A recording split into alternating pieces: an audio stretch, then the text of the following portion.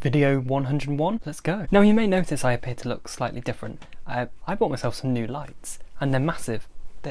Yeah, it is amazing how much different they make me look. Don't know if it's good different, but oh well. New t-shirt, new phone, new watch strap. It's like a whole new Conopolis. Well, it is, isn't it? Because we've got a different ending. Just realised I said new t-shirt like I only ever wear one t-shirt. The old voice isn't feeling very good today, so yes. I really shouldn't be perky for this one, should I? But 5 meltdowns in a week. Last week wasn't a good week for me. I said at the beginning of both the videos last week that I wasn't up to scratch. I just thought I'd take you through my week and just tell you everything that happened. So Monday morning, it was raining, or it stopped raining or something. Either way, I left the house and I hadn't got my sunglasses, and I need sunglasses when it's raining too, because that's even worse for me than sun, because the reflection and it's the whitey grey sky, that's too much for me. So already sensory wise, I was a bit on edge. Then I was going into town for a meeting at NAS Nottingham, and on the bus, I was just about to get off. I had my hand on the bar, and then a drunk man got on the bus and he put his hand on the bar too, but not my hand like that,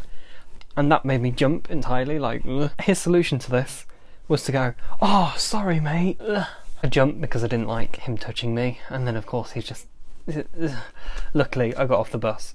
Next stop, had to have a little cry before I went to NAS, so that wasn't really major. The next day I went to London. Oh, that was eventful. I was getting the coach to London because it was a heck of a lot cheaper. I got the 7 o'clock coach, which meant I actually had to get up at 5:30 in the morning, which... no. I was tired already. I'd had a talk actually on Monday night in Derby. I'd already been out of Nottingham once, which was pushing it for me, once a week. So to go to another city for a second time in the week, that much travelling, I'm not very good at. So I'm on this coach, and the M1 is shut between 15 and 14, meaning that we had to detour through the countryside of Bedfordshire. We were going to be late. It was fine because I had plenty of time, but I still didn't know how long we had, etc. And it just got me a bit stressed out, that did, on the coach. I won't count that as a meltdown. I think I managed to keep that quite calm. I just kept myself reserved. It was all good. Got into London, had a fun day with my friend, went to NAS London for a meeting. That's what I do with my life. I then had to get the tube across London in rush hour. That's a challenge for neurotypicals. If you're on the autistic spectrum, don't do it to yourself. I actually left a bit early so I could avoid it, but still, it was still too much. The people at NAS were like, "Are you sure you're going to be alright?" And me being me was like, "Yeah, I'll be fine." Don't listen to me. When I got to Victoria Station, I had to go to the loo and just have a... Then, the coach journey back. I'm exhausted at this point. I'm seriously exhausted.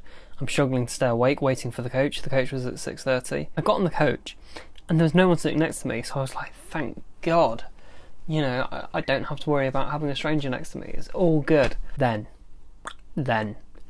just before the coach pulls off, someone else gets on. Quite a large man. Many spare seats on the coach. Who does he choose to sit next to? I would have been fine with it, okay? I was leaning up against the window. It wasn't the end of the world. He was just in my personal space, but it was manageable. He then got out a like 5-course meal of chicken katsu curry. Smelly. Fair dues, like the smell. I don't like the smell when I'm already feeling anxious. Sensory overload there. Yeah. Crying on the coach. I disguised it. I just put on my sunglasses. No one saw. It was all good. Start of meltdown there. And because I was that exhausted, I kept falling asleep.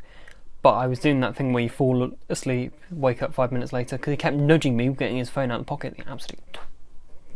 But being awake 5 minutes and then asleep 5 minutes, it wasn't doing me any good. It made me more tired than I was before having the 4 lots of 5 minutes sleep I'd had. That did it for me. That sleep cycle, it ended up with me crying on the coach, just like this, rocking backwards and forth. I don't know how he didn't notice. I think he was asleep too, but it was like I was having full-on meltdown on the coach. It wasn't loud, thank God. I don't tend to be a loud one. I tend to suffer in silence. But it was horrible. I couldn't get out anywhere. I was trapped in by this man. Even though I was trapped in, I was still on a coach. There was no getting off. The motorway's about 20 minutes from the city centre of Nottingham, so just off getting the motorway, that's kind of when it started to calm down. I thought I was going to have to get the bus home, which was freaking me out. Then I found out my sister was in town, so that was really good. We got the bus back. I'd actually parked at my granny's, so we went to my granny's, and from my granny's I was going to drive back home. Something happened on the way home, which I don't want to go into because I want to save it for a different video. But I genuinely had one of the most traumatic experiences of my life. Like, it properly freaked me out. When I got back home, obviously, I got back to my mum in complete wreck. She was trying to calm me down and stuff, and she was like, it's over now, it's over now. It wasn't over for me. This scenario was just continuing, and it took me ages to come. In fact, I went to sleep still meltdowning, still crying. I even woke up the next morning still crying. Like, that's how much it properly broke me. So Tuesday, as a whole, was just too much. Moving on. Wednesday, I was just a bit slow. I was a bit arsey to everyone, snappy, everything. Sorry. Thursday, similar again. Now Friday, I had to go and collect this, my iPhone 8 Plus. Unfortunately, on Friday, I couldn't afford a case for my phone, so I thought, do you know what, I'll just go to Pound World and get one. They didn't have any. I had a brand new iPhone, which worth like, what, nearly £1,000, and I had no case to protect it. That's enough to make anyone anxious, never mind someone who is prone to. It completely stressed me out, the fact I couldn't find a case. I tried going in Pound World in Nottingham when I got back from Leicester. Oh, nowhere. On the Saturday, I just went to Asda and they had that clear one for £5. The stress of not having a case, it made me not want to leave the house. Like, that's how stressful it was.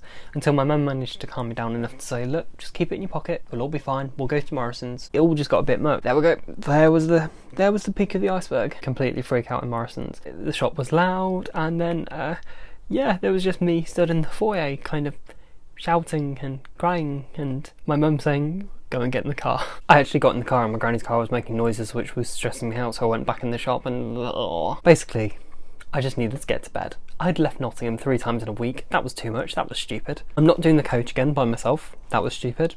I can't cope with that. If I go to London in the future, train, even if it's more expensive, just pay it. Because, yeah, I've got the case I wanted on my phone now, all good. But yeah, I think that's the most meltdowns. I put 5, I don't know how many it was. That's the most meltdowns I've ever had in the shortest space of time. And I realised I pushed myself way too far. In the comments below, please let me know if you've ever had a nightmare week like that where it just doesn't stop. I was lucky enough on Saturday morning to just wake up and everything was fine, like everything was fine. But those 5 days, Monday to Friday, they're just hell. Please let me know I'm not alone. Oh. No ending. I've not entirely thought it through, so we're just going to kind of improvise. Time to go and get my hair cut in a minute. Yeah, I now have my hair cut. I forgot to tell you something. Autism Hour. If you find shopping stressful, like in Morrison's it was too much sensory-wise, Autism Hour is happening next week. Head to the National Autistic Society's website to find out more about it. But we're going to have some calm shopping hours. And of course I'm going to be reviewing it, so go and have a look. First link in the description. Now back to uncut hair me. Thank you very much for watching. I'll see you next time. Bye. Now it's just voice over me. Was that enough? I just want to keep it simple. That'll do. Oh, I'm just a voice. Just a voice. Maybe this is what I should do. I should talk over the end of every end screen. Yeah, we'll do that.